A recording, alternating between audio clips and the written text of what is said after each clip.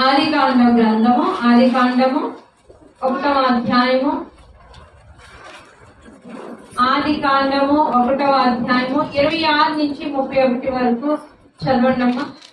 దేవుడు మన స్వరూపమందు మన పోలిక చొప్పున నరులను చేయటము, వారు సముద్రపు చేపలను, ఆకాశ పక్షులను, పశువులను, సమస్త భూమిని, భూమి మీద పాకు ప్రతి జంతువును ఏలుదురుగాక అనియు పలికెను. దేవుడు తన స్వరూపమందు నరుని సృజించెను, దేవుని స్వరూపమందు వారిని సృజించెను. స్త్రీలుగాను పురుషులుగాను వారిని సృజించెను. దేవుడు వారిని ఆశీర్వదించెను. ఎట్లనగా, మీరు ఫలించి అభివృద్ధి పొంది విస్తరించి భూమిని నిండించి దానిని లోపరుచుకొనుడి. సముద్రపు చేపలను, ఆకాశ పక్షులను, భూమి మీద ప్రాకు ప్రతి జీవిని ఏలుడని దేవుడు వారితో చెప్పెను. దేవుడు, ఇదిగో భూమి మీదనున్న విత్తనములిచ్చు ప్రతి చెట్టును, విత్తనములిచ్చు వృక్షము గల ప్రతి వృక్షమును మీకు ఇచ్చి ఉన్నాను. అవి మీకు ఆహారమగును. భూమి మీద నుండి జంతువులన్నింటికి, ఆకాశ పక్షులన్నింటికి, భూమి మీద ప్రాకు సమస్త జీవులకును పచ్చని చెట్లన్నీ ఆహారమగునని పలికెను. ఆ ప్రకారం ఆయను. దేవుడు తాను చేసినది యావత్తును చూచినప్పుడు అది చాలా మంచిదిగా నుండెను. అస్తమయమున ఉదయమును కలుగగా 6వ దినమాయెను. ఇక్కడ వాక్య భాగంలో చెప్తున్నారు, దేవుడు ఆయన కలుగజేసిన సమస్త సృష్టిని చూసినప్పుడు చాలా మంచిదిగా కనబడింది అని దైవ గ్రంథంలో రాయబడిందండి. ఎవరి దృష్టికి మంచిదిగా కనబడిందంటే దేవుని దృష్టికి మంచిదిగా కనబడింది. అదే మొదటి అధ్యాయం మనం 6, 7, 8, 9 వచనాలు చూస్తే ప్రభువారు ఒక్కొక్క సృష్టిని చేస్తూ, యెహోవా దేవుడు ఒక్కొక్క సృష్టిని చేస్తూ చాలా మంచిదిగా చూస్తున్నారు. దేవుని యొక్క సృష్టి చాలా మంచిదిగా కనబడుతుంది. చాలా ఆయన ఈ యొక్క ఆకాశ నక్షత్రాల్ని, భూమిని, ఈ సముద్రాల్ని అన్నిటినీ ఆయన చూసినప్పుడు సమస్తము మంచిదిగా కనబడుతుంది. సమస్త సృష్టిని చాలా మంచిదిగా చేశారు. సమస్త సృష్టిని చాలా మంచిదిగా చేయబడింది. ప్రభా, నీ వాక్యం చదివినప్పుడల్లా కూడా నాలో కొత్త జీవం పుడుతుంది కదా. నీ వాక్యం చదివినప్పుడల్లా నాలో ఒక నూతన ఉత్సాహం వస్తుంది, ఒక ధైర్యం వస్తుంది, ఒక బలం వస్తుంది కదా. మరి నీ సృష్టిలో ఎందుకు ఇన్ని హెచ్చుతగ్గులున్నాయి? ఎందుకు ఇన్ని దుర్మార్గాలు జరుగుతున్నాయి? ఎందుకు ఇంత లోకం పాప పంకలంగా నడుస్తుంది? ఎందుకు మనుషుల్లో ఇంత నేర ప్రవృత్తి? ఎందుకు మనుషుల్లో ఇంత క్రూరత్వం? ఎందుకు కుటుంబాల్లో ఇంత అలజడి, ఆందోళన? చాలా ఈ 2 సంవత్సరాలుగా నాలో ఒక ఆలోచన పుడుతుందండి. ఆలోచిస్తున్నాను, వాక్యం చదివితే మనకు ఎంతో ధైర్యం వస్తుంది కదా, వాక్యం వింటే మనకు ఎంతో ధైర్యం వస్తుంది కదా, వాక్యం వింటే, వాక్యం చదివితే మన జీవితాలు రూపాంతరపరచబడుతున్నప్పుడు దేవుని సృష్టిలో అపసమయం ఎందుకుంది? ఎందుకు కుటుంబాల్లో ఇన్ని ఆందోళనలు? ఎందుకు యవనస్తులు ఇంతగా చెడిపోతున్నారు? ఎందుకు ఎంతమంది నిజ దేవుని వదిలి ఆ నిజ దేవుని కాని వాటిని పూజిస్తూ వాటి వెనకాల పరుగులు పెడుతున్నారు? ఏం జరిగింది? ముందుగా దేవుని నమ్మిన నీకు, నాకు దేవుని యొక్క శక్తి ఏంటో తెలియాలి. అసలు నువ్వు ఆరాధించే దేవుని యొక్క గుణగణాలేంటో నీకు తెలియాలి. అంతే కదండి. మనకి తెలిస్తేనే మనం ఎవరికైనా చెప్పగలం.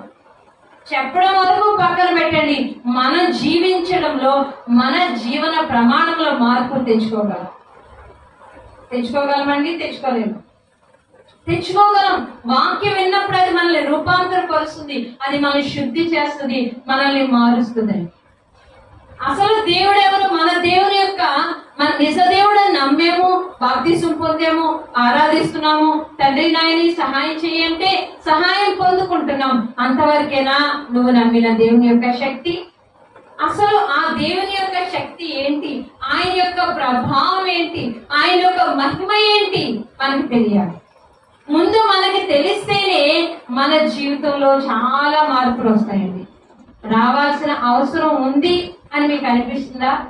నేను దేవుని నమ్మాను కానీ దేవునికి ఇష్టపడినంత ఇదిగా అంత రూపాంతరపరచబడలేదు, అంత మార్పు రాలేదు అని అని అనుకుంటున్నావా ఎప్పుడైనా? మనలో చాలా మార్పులు రావాలండి. వాక్య ప్రకారమైన జీవితం ఇంకా మనలో పరిపూర్ణం కాలేదు. ఎందుకంటే మనం మనుషులం కాబట్టి కొన్ని యొక్క అవకతవకలు మన జీవితంలో ఉంటూనే ఉంటాయి. అయితే వాటితోనే బ్రతికేద్దామా? ఆ అవకతవకలు సరి చేసుకోకుండానే మనం బ్రతికేయాల్సిన అవసరం లేదు. ఎందుకంటే మనకి దేవుని మాట ఉన్నది. సరి చేయబడాలి, మనం పరిశుద్ధపరచబడాలి, పవిత్రపరచబడాలి. నాలో అవకతవకలోనే నేను ఏం చేయనండి? నాలో కోపం ఉంది, నేను మార్చుకోలేనండి. నేను ఏమన్నా మార్చుకోలేనండి? అందుకే లోకస్తులు ఒక సామెత చెప్తారు, పుట్టుకతో వచ్చిన బుద్ధి పుడకలతో పోదండి. నాలో కోపం అలాగే ఉంటది, నాలో అసూయ అలాగే ఉంటది, నాలో క్రూరత్వం అలాగే ఉంటది అని క్రైస్తవులైన మనం చెప్పొచ్చా? చెప్పకూడదు. ఎందుకంటే దేవుని వాక్కు ద్వారా మనము మారి తీరాలి. హల్లెలూయా. అదే ప్రభు చిత్తమైనదని.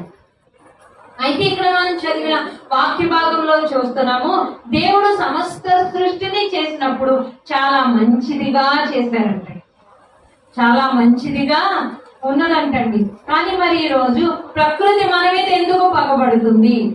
ప్రకృతి ఏం చేస్తుందండి? మన మీద పగబడుతుంది. సునామీలు వచ్చేస్తున్నాయి. సునామీలు వస్తే మనుషులు ఏమైపోతున్నారు? కొంతమంది నశించిపోతున్నారు. ఒక పిడుగు పడుతుంది, దానివల్ల కొంతమంది నశించిపోతున్నారు. కొన్ని రకాలైన విష కీటకాలు కొట్టడం వల్ల మనుషులు కొంతమంది నశించిపోతున్నారు. దేవుడు అలా చంపే అని పెట్టాడా? మనుషుల్ని చావును అలా నిర్ణయించాడు అని అనుకుంటున్నారా? లేదు, లేదని. దేవుడు సమస్త సృష్టిని చేసినప్పుడు ఆయన మనిషికి అధికారం ఇచ్చారండి. హల్లెలూయా. కానీ అన్ఫార్చునేట్లీ వెరీ బ్యాడ్ సిచ్యుయేషన్ ఏంటంటే మనిషి దేవునికి తప్ప ప్రతి దానికి భయపడతాడు. అవునంటారా? కాదంటారా? దేవునికి తప్ప, తన్ని సృజించిన దేవునికి తప్ప ప్రతి దానికి భయమే. ఎలా అనేటికి భయం అండి? మన గోళ్ళ మీద తిరిగే బల్లంటే భయం, కానీ పిల్లంటే భయం, ఎలకంటే భయం. ఆ పిల్ల ఎదురొస్తే ఏదో అయిపోతుందంట. నిజంగా అమాయక జీవనం పట్టుకుని దానివల్ల నాకు ఏదో అరిష్టం వచ్చేస్తుంది, ఏదో వచ్చేస్తుంది. బల్లి మన గోడ మీద తిరిగే బల్లి పాపం అండి, దానికి మాటలే రావు, కిచకిచ అంటవే దానికి కష్టం. కానీ దాన్ని చూస్తే మనిషికి భయం. రోజులు, వారాలు, మాసాలు, నెలలు, ఇది మూడో అంటారు, ఇది ఇంకోటి అంటారు, ఇదేమో ఇంకో నెల అంటారు, అది ఇంకో నెల అంటారు. ఆ నెలలన్నిటికీ దేవుడు పేర్లు పెడితే నువ్వు ఎవరివి? అది మంచిది కాదు, ఇది మంచిది కాదు. ఎందుకు ఆ చట్టంలో బిగిసిపోయాడు మనిషి? ఈ రోజు దేవుని సృష్టిలో దేవుడు ఏమన్నా సృష్టించలేదండి. ఆయన సృష్టిని చేసినప్పుడు దైవ గ్రంథంలో చెప్తుంది, ఆయనే చెప్పాడు సమస్త సృష్టి మంచిదిగా చేశాడు. మరి భయపడుతున్నావా? క్రైస్తవులైన మనకి మంగళవారం పొద్దు, శుక్రవారం పొద్దు భయపడుతున్నావా నువ్వు? ఒకవేళ చాలా మందికి భయం, మంగళవారం గోడు తీయాలంటే ఈ గోడు వల్ల నా ఆస్తి ఏమో వెళ్ళిపోద్దేమో అని. నీకు ఆస్తే లేదు, ఇంకెక్కడికి పోతుంది? ఏమండి, శుక్రవారం గోడు తీస్తే భయం చాలా మందికి, ఇది వెళ్ళిపోద్దేమో. లేదు, లేదండి, దేవుడు నిన్ను అత్యున్నతమైన వ్యక్తిగా తయారు చేశాడండి. ఎందుకు అలా చెప్పగలనంటే దైవ గ్రంథం చెప్తుంది, మనుషుల్ని మన పోలిక చొప్పున మన స్వరూపమందు చేద్దామని తండ్రి, కుమార, పరిశుద్ధ ఆత్మదేవుడు నిర్ణయించారండి. హల్లెలూయా. నువ్వు ఎలా సృజించబడ్డావు అంటే ఏ రూపంలో సృజించబడ్డావు తెలుసా? దేవుని రూపం నీది, దేవుని రూపం నీది. తండ్రి, కుమార, పరిశుద్ధాత్మ దేవుడు ముగ్గురు ఏకమై త్రిత్వమయ్యున్న దేవుడు ఆయన పలికి అద్భుతమైన మాట పలుకుతూ నిన్ను నన్ను సృజించారండి. ఎలా తెలుసా? ఏమాట పలుకుతున్నారు చెప్పిన? మన పోలిక చొప్పున మన స్వరూపమందు నరుని చేద్దామని దేవుడు తలచి ఆయన స్వరూపంలో మనల్ని చేస్తే మనం ఎలా అయిపోయిందంటే మనుష్య జాతి ఎంత దీనావస్థలోకి చేరిందంటే సమస్త సృష్టి మీద అధికారం ఇస్తే ఈ రోజు ఈ ప్రజలు సమస్త సృష్టికి లోబడి బ్రతుకుతున్నారండి. ఎంత విచారకరమైన విషయం, ఎంత విచారకరమైన దీనమైన స్థితిలోకి మనుషుడు దిగజారిపోయాడు. ఎక్కడ జరిగింది పొరపాటు? ఎప్పుడైనా ఆలోచించవా? ఎక్కడ జరిగింది పొరపాటు? ప్రభా, నువ్వు సమస్త సృష్టిని నాకు అధికారం ఇచ్చావు కదా. ఎలా చెప్పగలండి? వాక్యం చెప్తుందండి. వాక్యం ప్రతిదీ స్పష్టంగా మాట్లాడే దేవుడై ఉన్నాడండి మన దేవుడు. 2వ అధ్యాయము, అదే ఆదికాండం 2వ అధ్యాయము, మనము 7వ వచనం ఒకసారి చదవండమ్మా. దేవుడైన యెహోవా నేల మంటితో నరుని నిర్మించి వాని నాసికారంధ్రములో జీవవాయువును ఊదగా నరుడు జీవాత్మ ఆయను. చాలండి. నెక్స్ట్ 2వ అధ్యాయము, ఆదికాండం 2వ అధ్యాయము 7వ వచనం మనం చదువుకున్నామండి. నరుడు ఎలా వచ్చాడండి? దేవుడు నేల మంటిని తీసి ఒక నరునిగా సృజించాడు. నరునిగా చేసి ఆయనలో ఏముదాడండి? దేవుడు జీవాత్మను ఊదాడు. ఆయన ఊపిరి ఊదాడండి. ఇప్పుడు మనం ఎలా ఉందండి? మన అహంకారం ఏ రీతిలో ఉంటది? మన అహంకారం నేను, నాది అని. కానీ ఈ ఊపిరి ఎవరిదండి? దేవుడు ఊదాడు ఆయన. ఇప్పుడు జీవ ఆత్మ జీవుడయ్యావు. ఇప్పుడు మనుషులు జీవిస్తే అవకతవకలు కానీ ఇంత ఘోరమైన పరిస్థితి కానీ ఉండాలని ఆయన నరుల్ని చేయలేదండి. మనుష్య జాతిని ఆయన సృజించలేదు. ఎందుకంటే వాక్యం చెప్తుంది.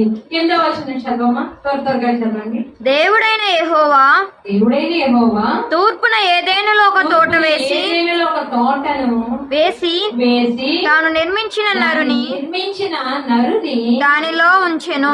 వాట్ ఏ గ్రేట్ గాడ్ అండి. హల్లెలూయా.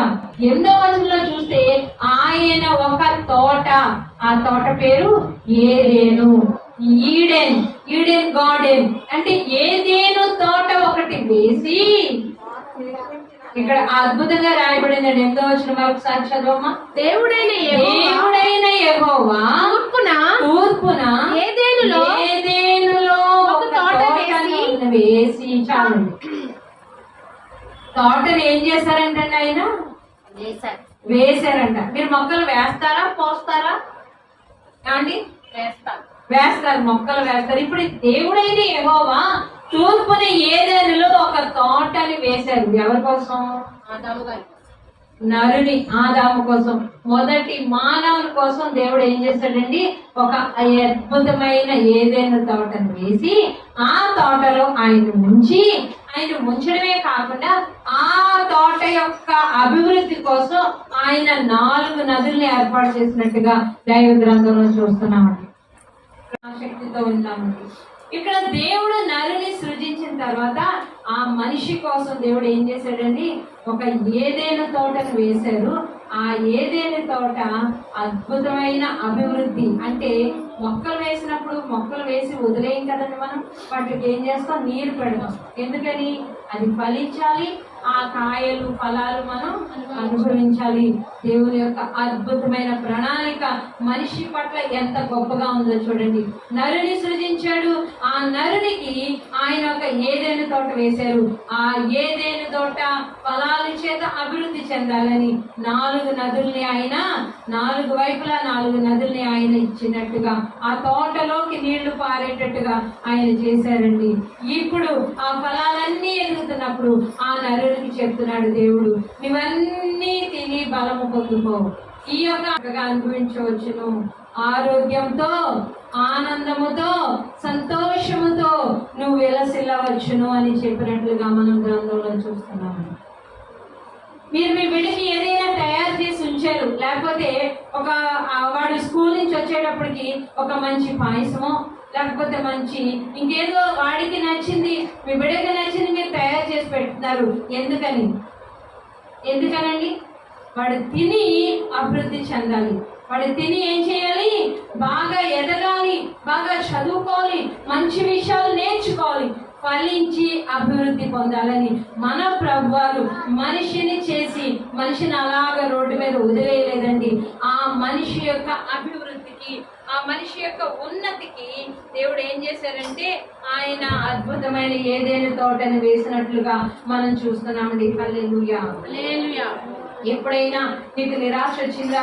ఏంటి నా స్థితి ఏంటి ఇలాగే ఉంది, నేను ఎంత కష్టపడినా ఎదగలేకపోతున్నాను అని ఒకవేళ నిరాశ, నిస్పృహ, నీకు కలిగిన అనారోగ్యాన్ని బట్టి, నీకు కలిగిన వ్యాధి బాధలను బట్టి ఒకవేళ నువ్వు నిరాశ పడుతుంటే గనక ఈ వాక్యం నీకు ప్రేరణ ఇస్తుంది. ఎందుకంటే దేవుడు నిన్ను నిర్మించి నిన్ను అలా వదిలేయలేదు.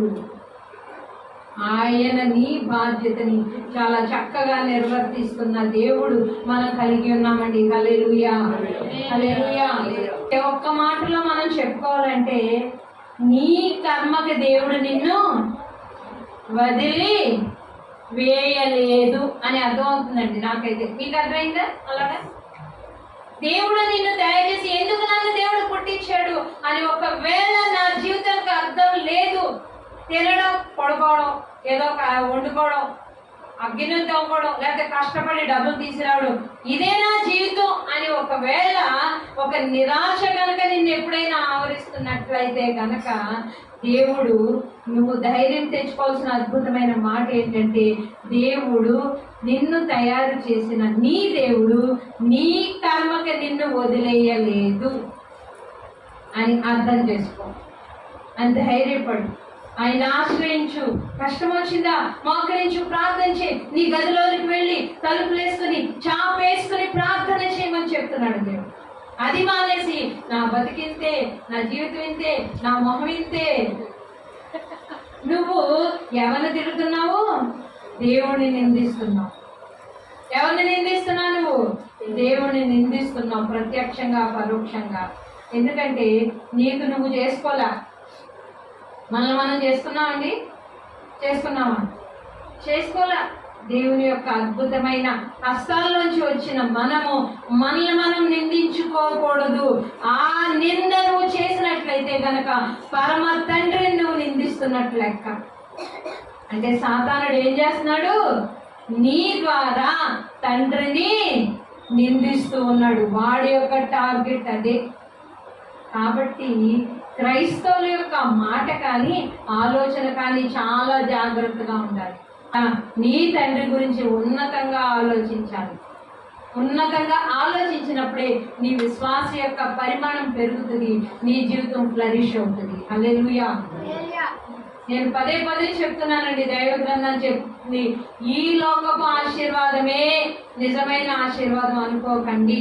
ఒకవేళ ఈ లోకంలో నీకు డబ్బున్నా లేకపోయినా డోంట్ బాదర్, వరి అవ్వకండి. ఎందుకంటే ఈ స్టేటస్ దేవుడు మనకి ఇచ్చింది.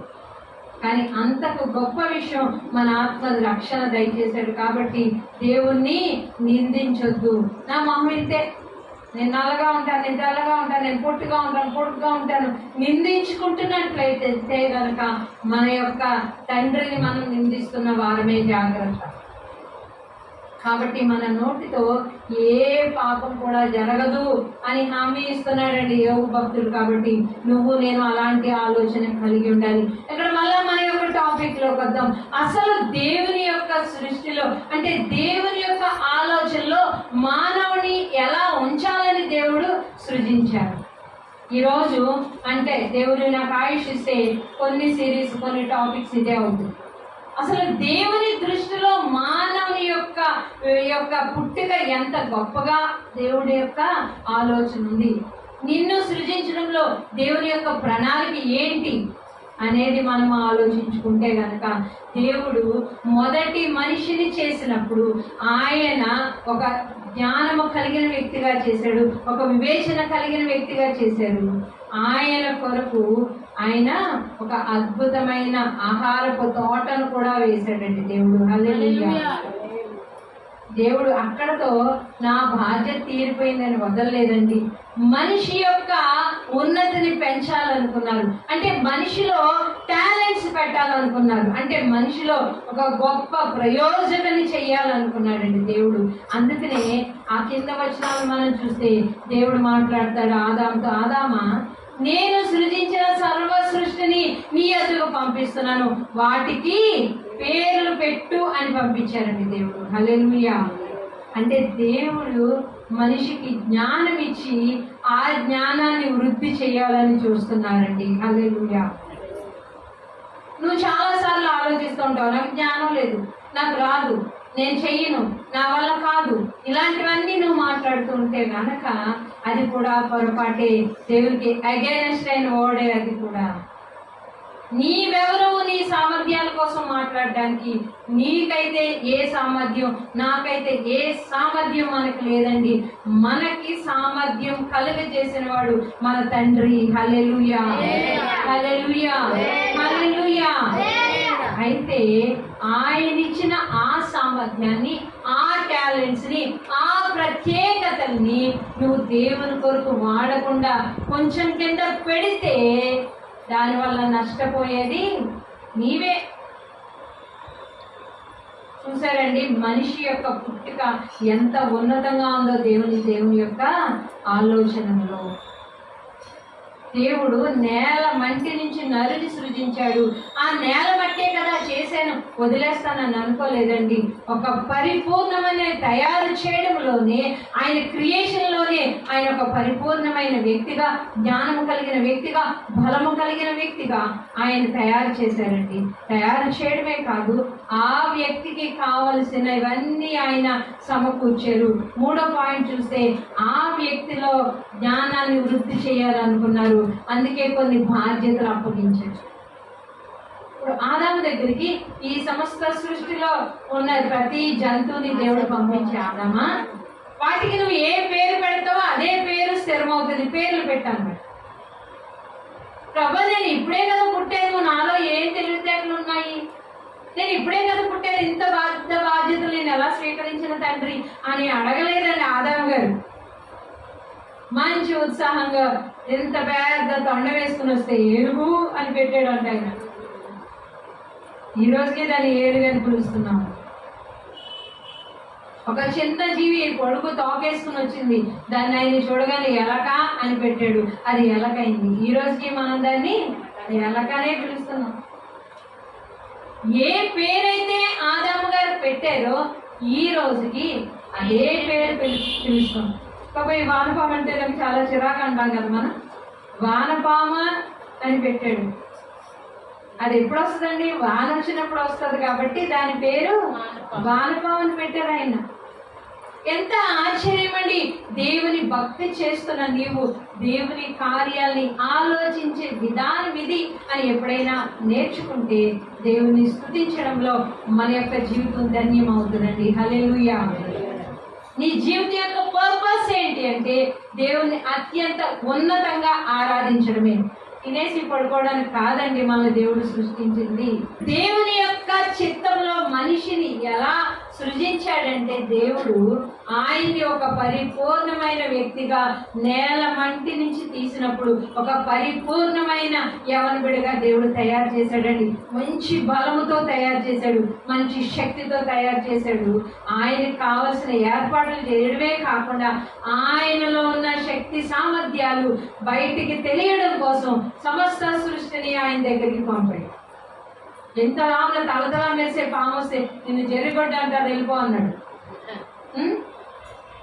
ఇటు అటు చూసుకుంటా వచ్చింది ఒక జంతువు, ఇంతే ఉంది కానీ దాని చూపు బాగాలేదు, అటు ఇటు చూస్తుంది, దీని చూపు బాగాలేదు, దీని నక్క అనండి అన్నాడు, అంతే అది నక్క అయిపోయింది ఈ రోజు వరకు. ఇది కుక్క అనండి, కుక్క అనండి. సమస్త సృష్టికి ఆదాము గారు పేర్లు పెట్టడం జరిగిందండి. ఎంత అద్భుతం! ఎన్ని కోటాను కోట్ల జీవులు ఉన్నాయండి. చీమల్లోనే కొన్ని కోట్ల రకాలు ఉన్నాయంట, పాముల్లోనే కొన్ని కోట్ల రకాలు ఉన్నాయి. ఎన్ని పేర్లు పెట్టారండి ఆదాము గారు. ఎప్పుడైనా ఆలోచించావా? సమస్త సృష్టిని మనిషి మీద అధికారం ఇవ్వలేదండి దేవుడు. అది గమనించండి.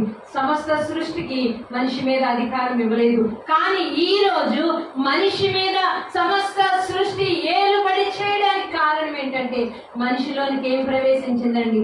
పాపం ప్రవేశించింది. ఆ తర్వాత మాట్లాడుకుందాం. ఇక్కడ చూస్తే దేవుడు ఏమన్నాడు? అయ్యా పేర్లు పెట్టాడు, అన్ని పేర్లు పెట్టాడు. పేర్లు పెట్టిన తర్వాత మనోడు ఆదాము గారు ఏమైపోయారంటండి? అలసిపోయారంట. ఆయనకి ఏమొచ్చింది? అలసట వచ్చిందంట. అయ్య బాబాయ్, నేను మరి ఎన్ని కోటాను కోట్ల జీవులు ఉన్నాయండి, కోటాను కోట్ల చీమల్లోనే కొన్ని రకాలైనవి ఉన్నాయండి. వందల వేల రకాలు ఉన్నాయి, లక్షల రకాలు ఉన్నాయి. ఈ కోటాను కోట్ల అనంతమైన ఈ సర్వ సృష్టిలో ఉన్న ప్రతి జీవికి పేరు పెట్టాడండి ఆయన. ఎంతటి జ్ఞానవంతుడిగా మనిషిని తయారు చేశాడు. మరి అదే అంశంలోంచి వచ్చిన నువ్వు నేను ఈరోజు మొద్దుల్లాగే బ్రతుకుతున్నాం. అవునండి, మొద్దుదనం పోవట్లేదు దేవుని నమ్మిన, చురుకుదనం రావట్లేదు మనలో. ఎందుకంటే మనం ఎక్కడ ఉన్నాం, ఇంకా దేవుణ్ణి ఆరాధించడంలో వెనకబడి ఉన్నామని అర్థం అవుతుంది. ఎందుకు దేవుడు పరిపూర్ణమైన మానవుని సృజించినప్పుడు, అంత జ్ఞానవంతుడిగా చేసినప్పుడు ఈ రోజు నీలో ఎందుకు ఆ మొద్దుతనం ఉంది అంటే, ఒక్క మాట ఆలోచిస్తే ఆదాములో ఎన్ని టాలెంట్స్ పెట్టాడో అన్ని టాలెంట్స్ నీలో నాలోనూ ఉన్నాయి. కానీ మనం ఏమైపోయాము, ఇది నాదేమో అనుకుని ఆ దేవుని మీద ఆధారపడటం మానేసి మనం సోమరులుగా తయారైపోయాము. ఇక్కడ ఆదాము గారు అన్నిటికీ పేర్లు పెట్టిన తర్వాత ఆయనకి ఏమొచ్చిందంటండి, అలసట వచ్చింది, నీరసం వచ్చింది. ఆయనకి ఏమొచ్చిందండి, నీరసం వచ్చింది. ఇప్పుడు మనిషి పుట్టుక దగ్గర నుంచి కూడా దేవుడు అన్ని ఏర్పాటు చేస్తూ వస్తున్నారు. మనిషికి కావలసిన ఆహారము, ఆయనకి కావలసిన జ్ఞానము, ఆయనకి కావలసిన అధికారము, సమస్తము ఇచ్చిన దేవుడు ఇప్పుడు మనిషి దేవుడు అప్పుడు చెప్పిన పని చేయడంలో అలసిపోతే ఇప్పుడు దేవుడు ఒకటి ఆలోచిస్తున్నాడండి, నరునికి సాటి అయిన సహాయం కావాలని అనుకున్నారండి. హల్లెలూయా.